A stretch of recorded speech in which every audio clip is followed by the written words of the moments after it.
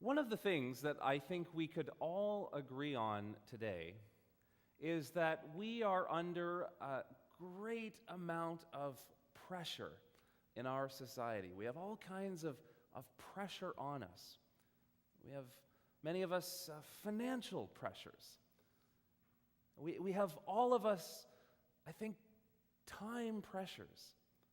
In fact, the amount of time pressure that we're all under seems to be the dominant feature of life today. There just is not enough time to do everything. And we all feel this pressure in different kinds of ways. And because we are under so much pressure, whether it be time or money or other kinds of pressures, we often feel like it's just all too much. And we just long to be able to back off somehow, or just to cut unnecessary things out of our lives. And we find ourselves asking, what is it that really matters? What really matters? Sometimes when we think of that question, what really matters, we may seek a religious answer. Maybe religion will help us decide what really matters and therefore what doesn't matter and what we might be able to cut out of our lives. And oftentimes a religion has provided an answer. But the answer that religion is able to provide is often a shifting one, depending on the spirit of the times. Now, I'll give you an example. Probably my favorite Christian theologian today is from Britain. His name is Tom Wright. And I have heard him say that folks' religious questions are different today than they were 50 or 100 years ago. For instance, he said, most people aren't going through life asking themselves, what must I do to be saved? And I think that's true. We could go down to the Barrie waterfront on this beautiful Sunday, and we could poll everybody, and virtually no one would be asking themselves that question. Well, 50 or 100 years ago, folks might have been asking themselves. And if folks are not asking themselves, what must I do to be saved? Let me try on another question for you, which I can virtually guarantee there is almost nobody asking. How important is circumcision? Or more broadly, how important to God is it what I eat? Or how important is it that I follow every word of the law of Moses? Well, 2,000 years ago, give or take, that was a question that was at the very front of the minds of the early Christians. You see, Jesus and his followers were Jews. They had been raised up in the law of Moses. It was what made them who they were. And if in the second generation of followers of Jesus, there became Gentiles, that is, non-Jews, they were very conscious that they were becoming part of the Jewish worldview and movement which they believed Jesus had brought to fulfillment. And so even if they had not been raised up in the law of Moses, they were wrestling with the question of, how is it that I can become a person of the Jewish Messiah? For the law and all of its commands are essential to what it means to be Jewish. A few years ago, I went to a Jewish Sabbath service, and it was in a Reformed synagogue. And in a Reformed synagogue, they have a sermon, sort of like in a church service. And the sermon that day was on literally circumcision and all its various anatomical components. But this is a question that we are maybe not asking ourselves. But the Apostle Paul in the first century was asking that question. Now, Rob read a few moments ago for us from Paul's letter to the church, or to perhaps a series of churches in the region of Galatia, which was a Roman province in modern-day Turkey. Now, in the past, Paul had traveled through the region of Galatia, and he had established one or more churches based on the good news of Jesus. That is his saving death on the cross and his resurrection from the dead. And then, as was his custom, after having started a church in one place, Paul would then travel on to the next town or the next community, and wherever there was hospitality or openness to his message, he would stay for a while and establish a new local community of faith. Well, in the time since Paul had left the region of Galatia, news had come to him that a group of teachers had arrived in his absence.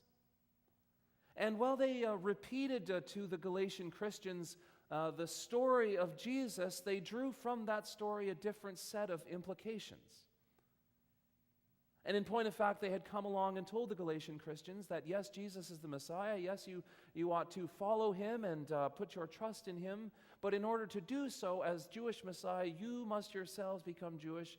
You must follow the law of Moses in all its commandments, and in particular, the men must be circumcised.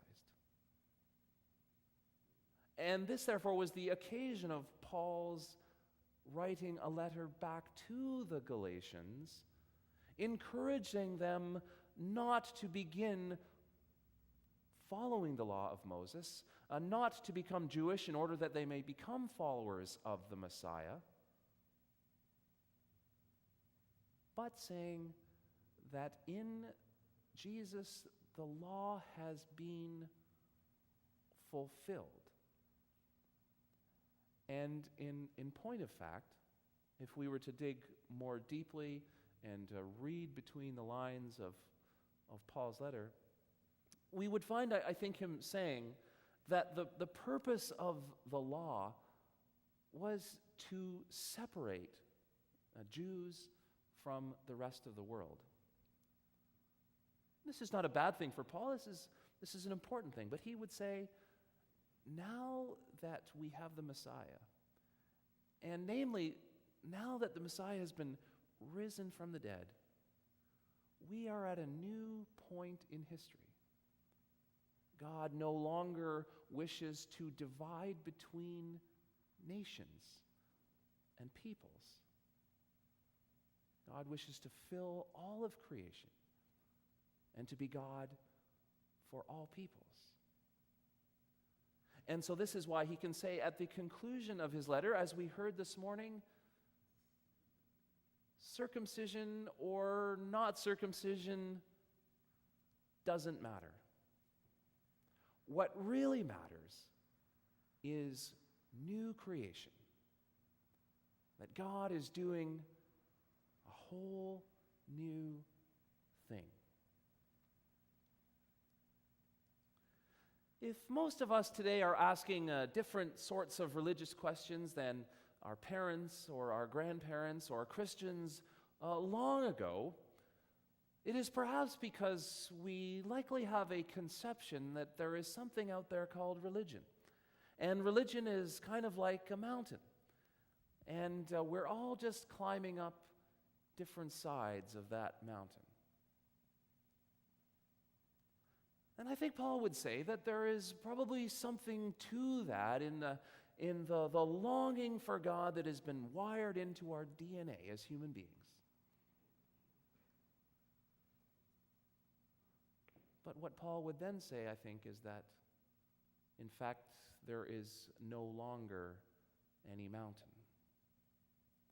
It says the prophet Isaiah said in chapter 40 of the Old Testament book which bears his name, the valleys have been lifted up. The mountains have been made low. The crooked paths have been made straight.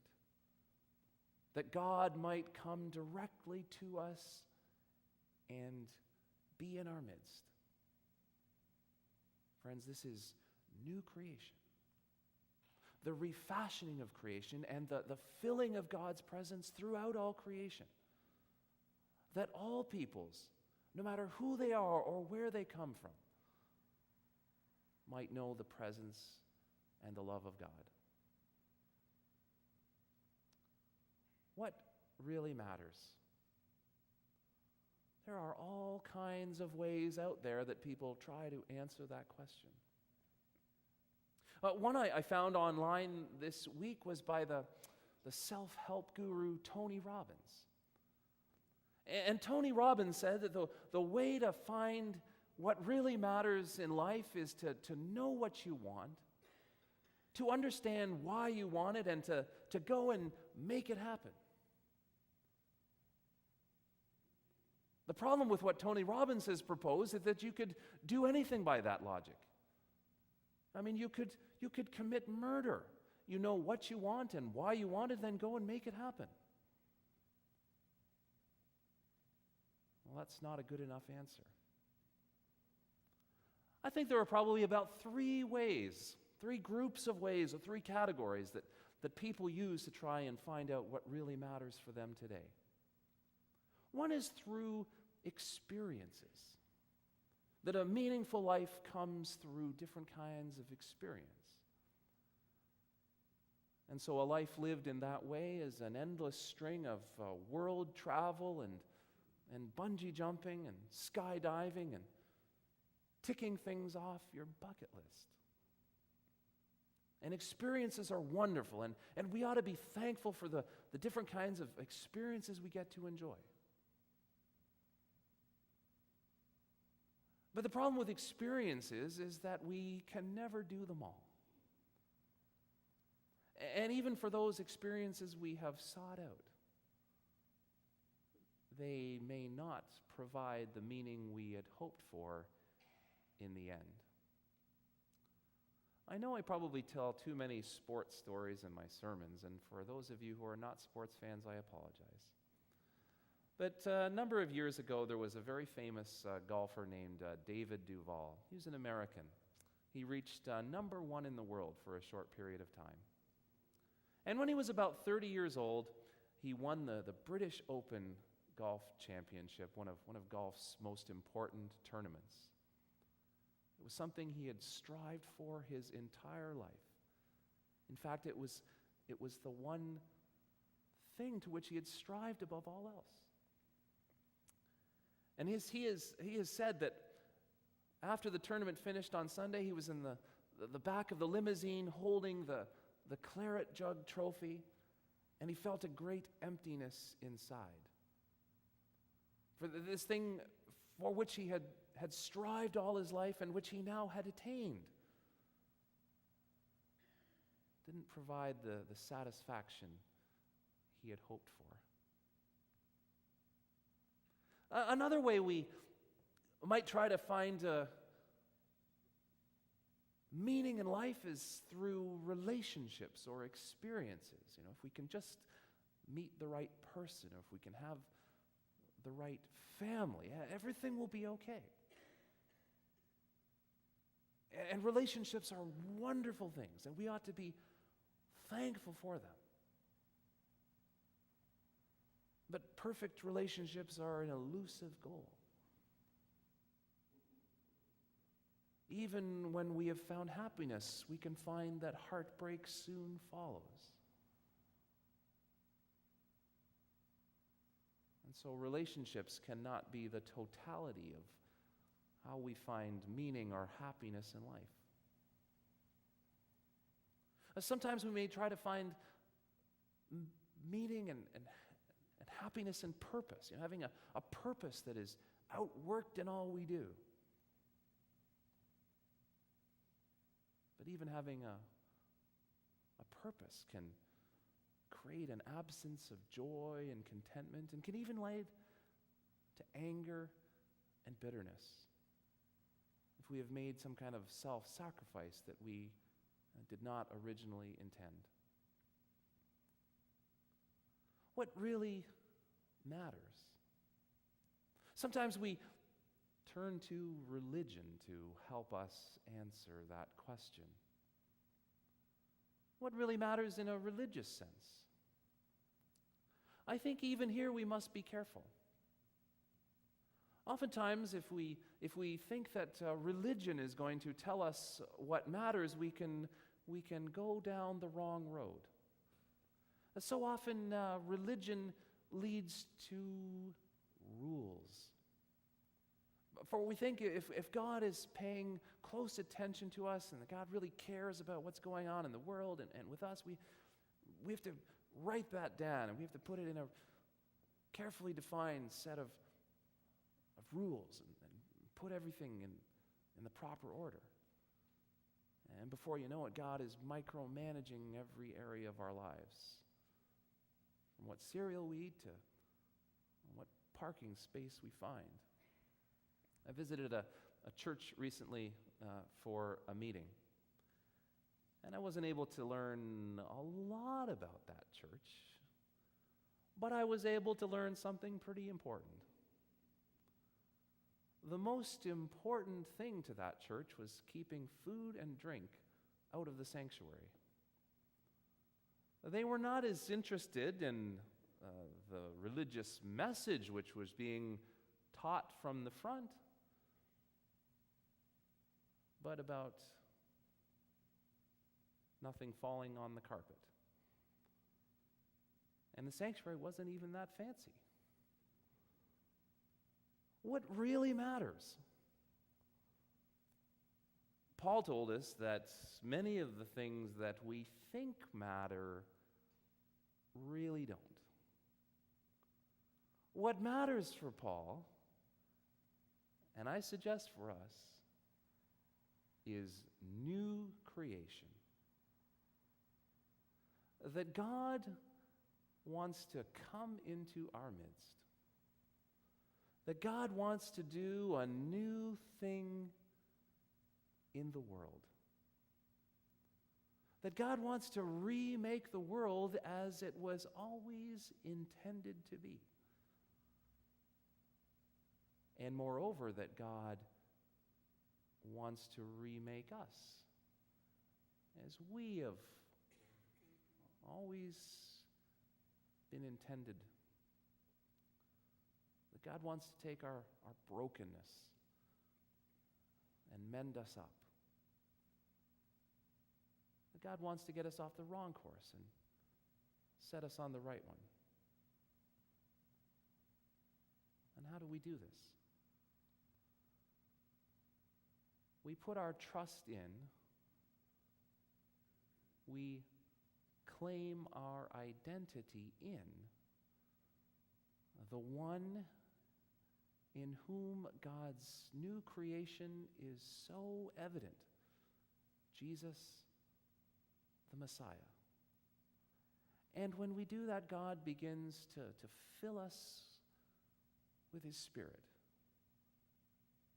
and transform us from the inside out. And we become new creation. It's a good thing. It's what really matters. Praise be to God.